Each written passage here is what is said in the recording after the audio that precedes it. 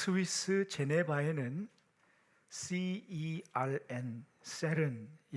유럽 입자 물리 연구소가 있습니다. 그곳에는 전 세계에서 모인 수천 명의 과학자들이 모여서 연구하고 결과를 내는 곳입니다. 1980년대 말에 한 과학자 팀 버너스 리라는 사람이 있었습니다. 근데 그 사람은 그 당시에 한 가지 불편함을 토로했다고 합니다. 연구 환경에 대해서 말이죠. 무엇이냐면 당시에 과학자들이 연구를 하지 않습니까? 그러면 그 연구한 자료와 결과를 토대로 그 위에 업데이트된 연구 자료들을 내야 되기 때문에 한 사람이 연구한 결과를 다 검토하는 것이 굉장히 중요했습니다.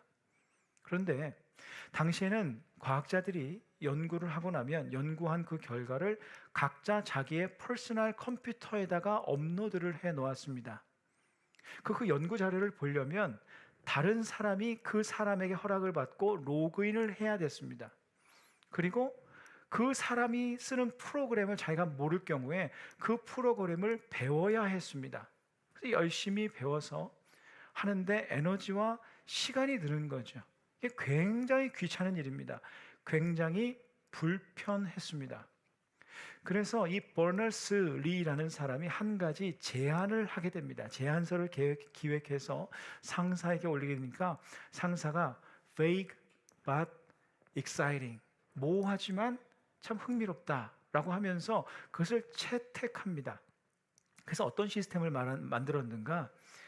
연구 자료들을 온라인 상에서 공유할 수 있는, 온라인로 말하면 사실 이게 굉장히 익숙한 일이지만 이것이 처음으로 이제 시행된 겁니다. 온라인 상에서 연구 자료를 공유하게 되었고 그것이 발단이 되어서 오늘날 우리가 WWW, 월드 와이드 웹이라는 그러한 네트워킹을 할 수 있게 되었다고 합니다.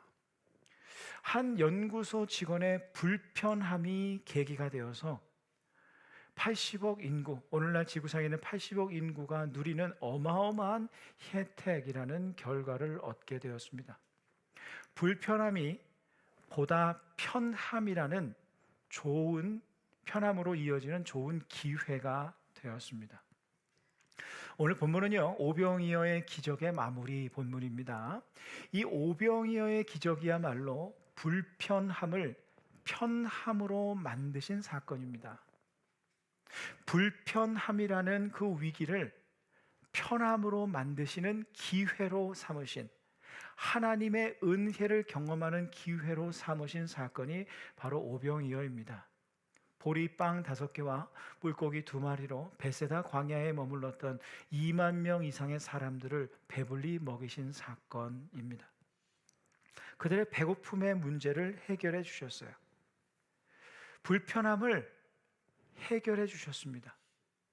그러니 이것을 경험한 사람들의 머릿속에는 어떤 생각이 각인되었을까요? 예수님은 어떤 분이라고 생각되었을까요? 여러분이 그 자리에 있었다면 예수님은 어떤 분이라고 여러분 전했겠습니까? 예수님은 불편함을 편함으로 바꾸시는 분이야. 디스컴포트한 상황을 컴포트한 상황으로 바꾸시는 분이야. 그런 능력의 메시아야 라고 인식했을 겁니다. 배고픔의 불편함, 또 병의 불편함을 고쳐주셨습니다. 해결하셨습니다.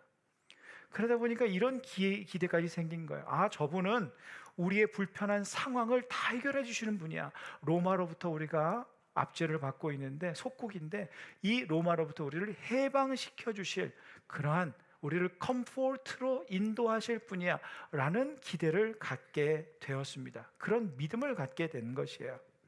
이후 예수님께서 건너편 가버나움에 제자들과 함께 가셨을 때 어제 이 오병이어의 기적을 경험했던 사람들을 만나시게 됩니다. 사실은 그들이 예수님을 찾고 있었어요. 애타게 찾고 있었습니다. 그들에게는 일련의 기대가 있었기 때문이에요. 자신들의 불편함의 문제, 배고픔과 병듦과 가난함과 로마의 지배를 받는 문제, 이런 불편함의 문제를 해결해 주실 분이란 기대였습니다.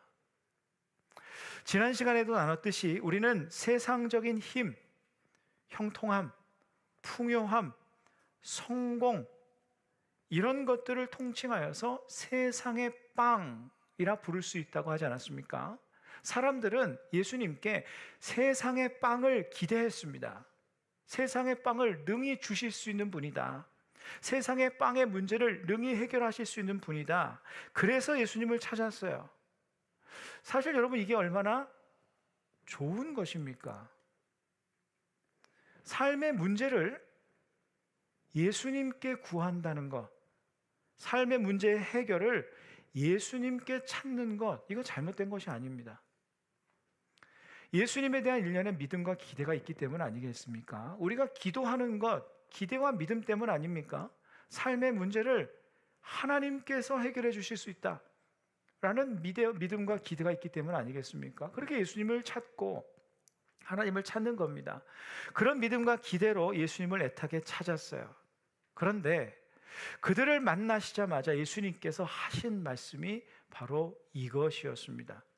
오늘 본문 앞에 22절부터 오늘 본문을 포함해서 다 읽을 수가 없었기 때문에 그 본문을 다 다루니 그 중에 오늘 본문만 읽었는데요. 그 모든 내용을 보면 본문의 앞부분들을 중간중간 보면요, 이런 말씀을 주로 하셨어요.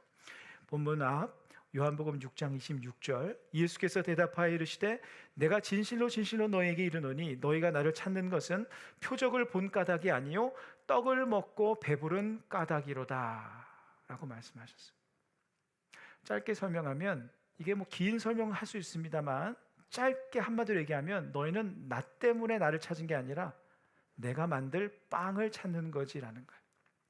마치 이건 이런 겁니다. 자녀들이 아빠 엄마를 찾을 때 아빠 엄마 때문이 아니라 아빠 엄마가 줄 선물을 바라면서 아빠 엄마를 찾는 그런 모습.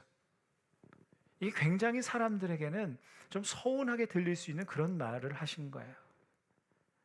그러면서 이런 말씀을 하셨습니다. 35절인데요.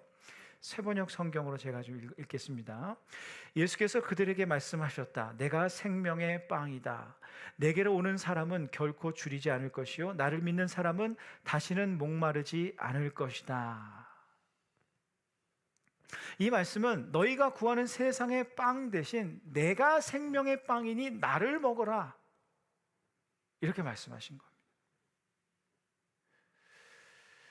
그리고 이어서 51절과 56절을 이렇게 이어가셨는데, 나는 하늘에서 내려온 살아있는 빵이다. 이 빵을 먹는 사람은 누구나 영원히 살 것이다. 내가 줄 빵은 나의 살이다. 그것은 세상에 생명을 준다. 56절 보면 내 살을 먹고 내 피를 마시는 사람은 내 안에 있고 나도 그 사람 안에 있다. 생명의 빵이신 예수님을 먹는 사람, 내 살을 먹고 내 피를 마시는 사람은, 즉 나를 믿는 사람은 영생을 얻을 것이다. 그리고 내가 그와 함께 할 것이다. 이런 말씀을 하셨어요. 자, 여러분 마음이 어떠세요? 좀 복잡하지 않으세요? 단순하게 말씀하시면 될 걸 뭐 이렇게 복잡하게. 여러분이 이 상황이라면 여러분 마음이 어떻겠습니까? 내가 원하는 바가 있어요. 하나님께 소원과 예수님께 소원과 기대가 있어서 갔는데 너희 세상의 빵 때문에 나를 찾아왔지, 세상의 빵 말고 생명의 빵인 나를 먹어라, 이런다면 어떻게 반응하시겠습니까? 쉽게 말해서 하나님 이 문제 해결해 주십시오 라고 하나님 앞에 기도했는데 그냥 내가 너와 함께하는 것으로 만족해라, 생명의 빵인 나로 배부르면서 살아라 라고 하신다면 여러분 어떻게 답하시겠어요? 아멘 하실 겁니까? 이 말씀을 들은 제자들의 첫 반응이 이러했습니다. 오늘 본문 첫 절입니다. 본문 요한복음 6장 60절. 제자 중 여럿이 듣고 말하되 이 말씀은 어렵도다. 누가 들을 수 있느냐 한데, 여기서 어렵도다에 쓰인 스클레로스라는 헬라어는 지적 이해가 어렵다는 뜻도 있지만 좀 더 깊이 보면 받아들이기가 어렵다, accept하기가 어렵다. 그 예수님의 말씀을 있는 그대로 받아들이기가, 소화하기가 어렵다는 겁니다. 실제로 그렇지 않습니까? 만일 여러분이 정말 원하는 바가 있습니다. 그것을 위해 하나님께 기도합니다. 기도의 응답을 기대합니다. 하나님의 역사를 기다립니다. 그렇게 우리가 기도하는 내용의 대부분은요, 사실 세상의 빵입니다. 이건 부인할 수가 없어요. 여러분, 어제까지 여러분이 기도한 기도 제목들을 보십시오. 건강하게 하여 주시고, 회복시켜 주시고, 해결해 주시고, 잘되게 해 주시고, 나의 진로가 열리게 해 주시고, 다 세상의 빵입니다. 잘되고 먹고 사는 문제가 해결되고 형통하고 성공하고, 대부분 세상의 빵을 위해서 기도합니다. 그런데 주님께서 그런 세상의 빵 말고 생명의 빵인 나를 먹으라, 내가 너와 함께함으로 만족해라, 그것이면 된다, 이렇게 말씀하신다면 여러분 마음이 어떻겠습니까? 내가 그토록 가고 싶던 학교, 직장, 내가 그토록 꿈꾸던 일을 위해 열심히 노력하고 신앙생활도 하고 기도도 열심히 했는데 잘 되지 않았습니다. 재정적인 문제를 해결을 위해서 애쓰고 기도했는데 여전히 힘듭니다. 그런 우리에게 세상의 빵 구하지 말고 생명의 빵인 나로 만족하라 라고 말씀하신다면 여러분 어떻게 주님께 반응하시겠어요? 아마 대부분 본문의 제자들처럼 반응할 겁니다. 어렵도다. 주님, 어렵습니다. 이해도 잘 되지 않고 받아들이기가 힘듭니다. 이게 자연스러운 반응입니다. 이게 여러분 일반 대중의 반응이 아니라 예수님을 믿고 따르던 제자들의 반응이었어요. 그 제자들 중에는, 이 제자들이라고 했는데 여긴 12제자만 있는 것이 아닙니다. 12제자와 함께 예수님을 따랐던 많은 제자들이 있었어요. 그 제자들이 다 그렇게 반응한 겁니다. 12제자를 포함해서. 왜 그렇게 반응했는가? 그들이 원했던 것은 예수님께 세상의 빵을 원하는 것이었어요. 자신들의 소원을 이루어 주시고 문제를 해결해 주실 그 세상의 빵을 주실 것을 원했지, 예수님으로만 만족한다, 이거는 그들이 꿈에도 꾼 것이 아니었습니다. 꿈에 꿨겠습니까? 계산했겠습니까? 나는 저분이 좋지, 저분이 나의 문제를 해결해 주지 않아도 난 저분이 좋아, 이런 사람 별로 없었습니다. 그래서 어렵도다 이렇게 반응한 겁니다. 크리스찬들 중에서도요, 세상의 빵을 구합니다.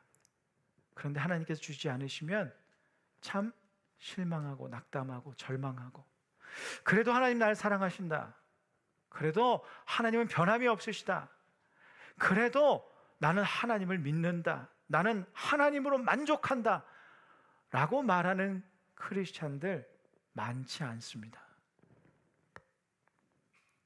대부분 이 제자들처럼 어렵습니다. 나를 정말 사랑하신다는 그 말씀 믿기 어렵습니다.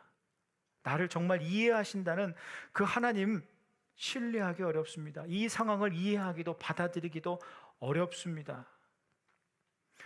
그래서 자신들이 구하는 그 세상의 빵을 얻지 못하자 그것을 주시지 않는 하나님이라면, 그것을 주시지 않는 메시아 예수님이라면 필요 없다면서 12제자를 제외한 대부분의 제자들은 다 떠나가 버렸습니다.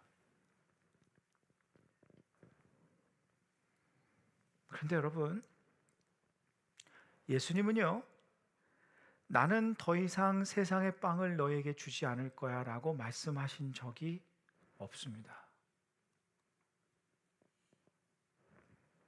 예수님께서 너희에게 일용할 양식을 나는 더 이상 너희에게 공급하지 않을 거야 이렇게 말씀하신 적이 없어요.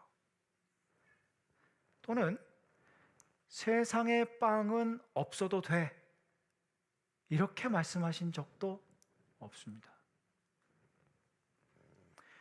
이후에도 예수님은 사람들이 원하는, 사람들에게 필요한 세상의 빵을 공급하셨어요.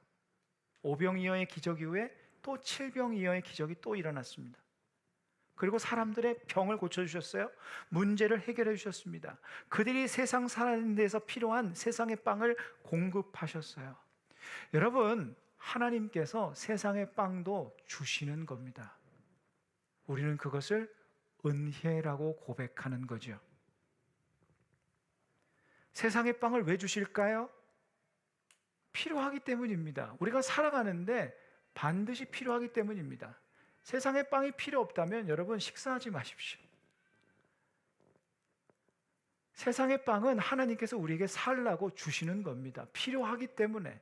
그래서 은혜의 통로로 하나님께서 주시는 거예요. 신앙 간증하는 분들 다 보십시오.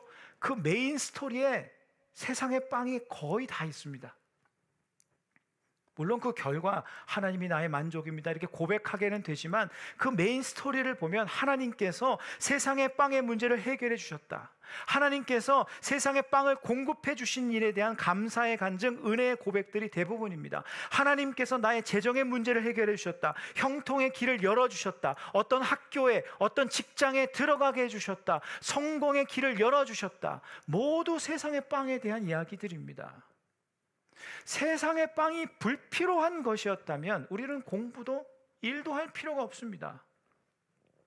그냥 기도원에 들어가서 기도만 하면서 살면 됩니다. 그렇지 않습니다. 세상의 빵은 하나님의 은혜의 통로가 되는 경우가 참 많습니다. 그래서 하나님께 세상의 빵을 구하는 것은 문제가 아닙니다. 문제 해결을 구하고 또 재정 문제 해결을 구하고 현 상황의 회복을 구하고 내 삶의 진로를 열어주실 것을 구하고 동시에 하나님께 주시는 힘과 건강이 있다면 또 열심히 노력하고 애쓰고 그러면서 하나님께 맡겨드리고 기도하고, 이건 하등의 문제가 아닙니다. 문제는 탐심을 내고 우상화하고 그것을 나의 욕심의 도구로 삼고 그것이 부족할 때 불평하고 하나님의 사랑을 불신하고 이런 것들이 문제인 것이지, 세상의 빵 하나님 나에게 필요하니 주십시오 라고 하나님 앞에 기도하는 것은 하등의 잘못이 아닙니다. 그럼 예수님의 말씀의 뜻이 무엇이란 말인가요? 세상의 빵을 구하지 말라 이런 것도 아니라면 도대체 예수님의 말씀의 본뜻은 무엇일까?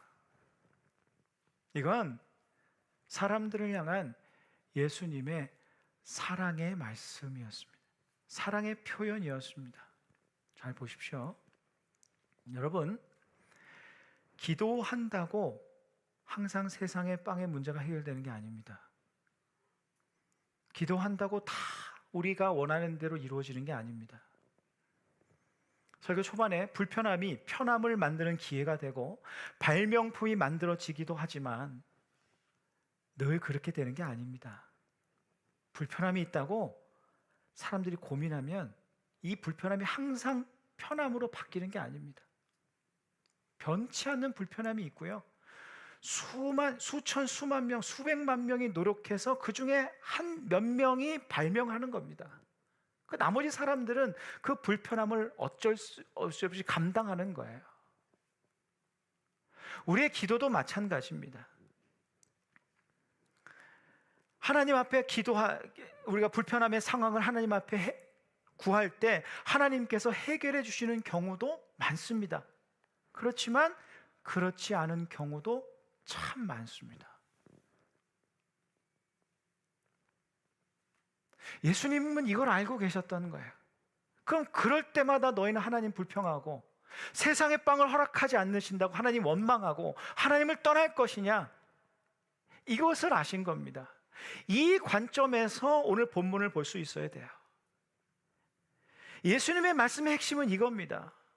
네가 구하는, 네가 필요하다고 생각하는 세상의 빵이 너에게 주어지지 않는다고 절망할 것이 아니라 내가 생명의 빵이 되어 너의 영혼을, 너의 인생을 책임지고 인도할 거야.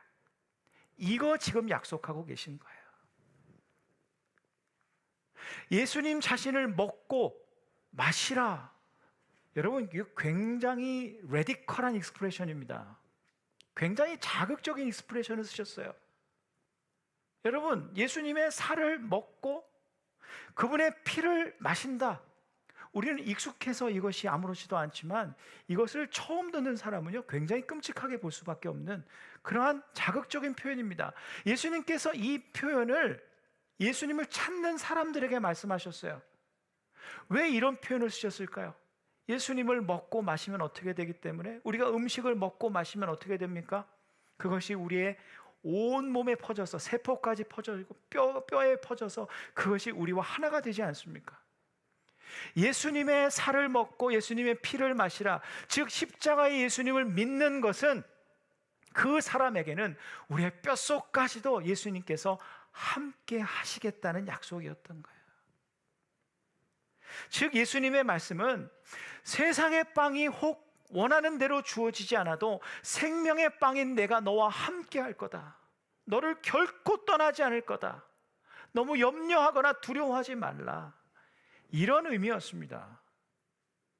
이것이 예수님의 마음이었고 제자들을 향한 예수님의 말씀의 뜻이었어요. 그래서 제자들이 다 떠났을 때 예수님께서 남겨진 12제자에게 이렇게 물으셨어요. 오늘 본문 67절, 68절입니다. 예수께서 12제자에게 이르시되 너희도 가려느냐? 시몬 베드로가 대답하되 주여 영생의 말씀이 주께 있사오니 우리가 누구에게로 가오리까? 예수님께서는 자기의 생명을 바쳐서 너희를 사랑할 거야, 너희를 떠나지 않을 거야 라고 할 때 이것을 이해하지 못했던, 나에게는 당장 세상의 빵이 중요한데요, 예수님 믿지 못하겠습니다, 다 예수님을 버리고 도망갔을 때 예수님께서 남겨진 12제자에게 너희도 가려느냐 물으셨습니다. 그때 베드로가, 제자들이 답합니다. 영생의 말씀이 여기 계신데 우리가 어디로 가겠습니까? 그들이 믿음이 강했던 것이 아닙니다. 그러나 예수님은 줄곧 오늘 본문 앞에 22절에서 59, 약 30절에 달하도록 줄곧 말씀하셨어요. 이런 말씀이었습니다. 나를 먹으라. 내가 너희를 영원히 책임질 것이다. 내가 너희를 위해 생명을 주리라. 생명을 걸고 그들을 책임지실 것이라고 말씀하셨습니다. 영생을 책임지시는 분께서 우리의 짧은 생애 하나 책임지지 못하시겠습니까? 인생의 가장 해결할 수 없는 문제인 죄와 죽음의 문제를 해결하신 분께서 우리 인생의 대소사를 다루지 못하시겠습니까? 이에 베드로와 제자들은 주님께 자신들의 남은 생애를 다시 한번 맡기기로 다짐한 겁니다. 다시 한번 주님을 향한 믿음을 다짐한 것입니다. 비록 내가 원하는 세상의 빵을 당장 주시지 않는다 할지라도 우리의 영혼까지 책임지시겠다고 하셨으니 주님의 인도하심에 우리는 다시 한번 맡겨보겠습니다 라고 한 것입니다. 이 믿음의 결단이 끝내 그들을 위대한 사도로 만드는 디딤돌 중에 하나가 된 것입니다. 예수님께서 제자들에게, 그분을 믿고 따르는 사람들에게, 그리고 지금 이 본문으로 함께 나누며 그분께 영광을 돌리는 이 예배하는 우리 모두에게 원하시는 것이 이것입니다. 비록 내가 원하는 세상의 빵이 주어지지 않는다 할지라도 주님을 향한 믿음을 저버리지 말고 자신의 생명까지 내어주신 생명의 빵 되신 주님을 믿고 내 삶을 향한 주님의 뜻과 주님의 지혜와 주님의 능력을 믿고 우리에게 주어진 삶을 믿음으로 굳건하게 살아가는 것, 그것이 우리 주님께서 여기 모인 우리에게 원하시는 것입니다. 사랑하는 성도 여러분, 주님께서 12제자에게 물으신 것처럼 오늘 이 예배의 자리에 있는 우리에게 동일하게 물으십니다. 너희도 가려느냐? 세상의 빵이 주어지지 않는다고, 내가 원하는 삶이 펼쳐지지 않는다고 하나님을 향한 믿음을 저버리겠느냐? 질문하십니다. 그 질문에 주여, 영생의 말씀이 주께 있사오니 우리가 누구에게로 가오리이까? 아닙니다, 주님. 나의 영생을 책임지시는 분께서 나를 주님의 선하신 뜻 가운데 인도하실 줄을 믿으며 믿음의 자리를 지키겠습니다. 응답하는 우리 모두가 되기를 간절히 바랍니다. 신앙생활은요, 이해가 되어야만, 내가 받아들여져야만, 이 상황을 받아들일 수 있어야만 하는 것이 아닙니다. 그건 누구나 할 수 있습니다. 믿음 없이도 합니다. 신앙생활은 때로 이해되지도 않고 믿음으로 받아들이지 못할 때가 있습니다. 처음에 어렵도다 답했던 제자들 중에 12제자들도 있었습니다. 수많은 제자들은 이해도 안 되고 받아들일 수 없었기 때문에 다 떠났지만 12제자는 이해도 안 되고 받아들이기 힘들어도 믿음의 자리를 지켰습니다.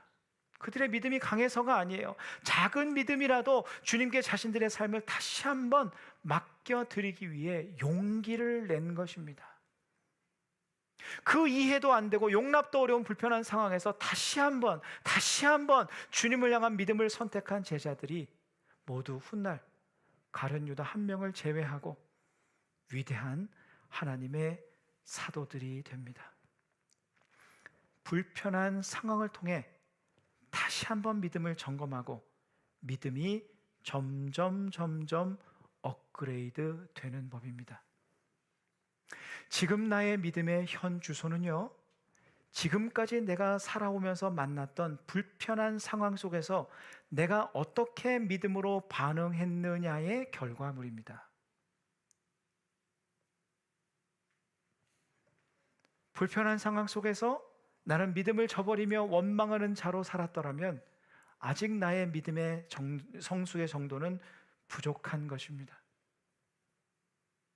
내 믿음이 어느 정도 성장했다면 그것은 그 불편한 상황 속에서 내가 어떻게 주님 앞에 믿음으로, 주님을 바라보면서 믿음으로 지나왔느냐, 그것을 보여주는 것입니다. 불편함을 기회로 삼으십시오. 인생의 불편한 상황을 만나거든 하나님께 기도하며 하나님의 일하심을 신뢰하는 기회로 삼으십시오. 그것이 믿음입니다. 그 가운데 하나님께서 반드시 응답하시고 역사하시는 것을 보게 될 때가 있을 것입니다. 그러나 혹 그 불편함의 문제를 하나님께서 해결해 주지 않으신다고 하더라도 나는 세상의 빵으로 사는 사람이 아니라 생명의 빵 되신 주님으로 사는 사람이다. 나를 위해 생명 바쳐 사랑하신 그분께서 함께 하시고 붙드시는 인생이다. 이것을 선언하는 베드로처럼 어디로 가오리이까? 나에겐 주님밖에 없습니다. 선언하는 기회로 삼으십시오. 이해되지 않고 받아들이기 힘든 불편한 상황에서도 오직 나를 사랑하시고 나와 함께 하시고 내 삶을 붙드시고 책임지고 인도하시는 하나님을 향한 믿음으로 다시 한번 우리에게 주어진 삶을 꿋꿋이 살아가는 그러한 믿음의 용기를 내는 기회로 삼으십시오. 여러분, 인생은 불편함의 연속입니다. 문제의 연속입니다. 어려움의 연속입니다. 불편함이 없고 문제가 없고 어려움이 없는 사람 저는 단 한 명도 본 사람이 없습니다. 그러므로 불편한 상황을, 불편한 문제를 만날 때마다 우리는 믿음의 위기의 상황으로 삼을 것이 아니라 믿음의 기회의 상황으로 삼을 수 있어야 됩니다. 이해되지 않아도, 받아들여지지 않아도 다시 한번 주님을 향한 믿음을 붙잡는 기회로 삼아야 됩니다. 생각해 보십시오. 주님께서 그 이해되지 않는 상황, 그 어려운 상황, 마음이 무너지는 상황, 그 불편한 상황, 내가 받아들일 수 없는 그 상황 속에서도 내가 어디로 가겠습니까? 믿음으로 그 상황을 견디고 버텨내는 그 작은 믿음, 그 연약한 믿음을 주님께서 얼마나 소중하게 보시겠습니까?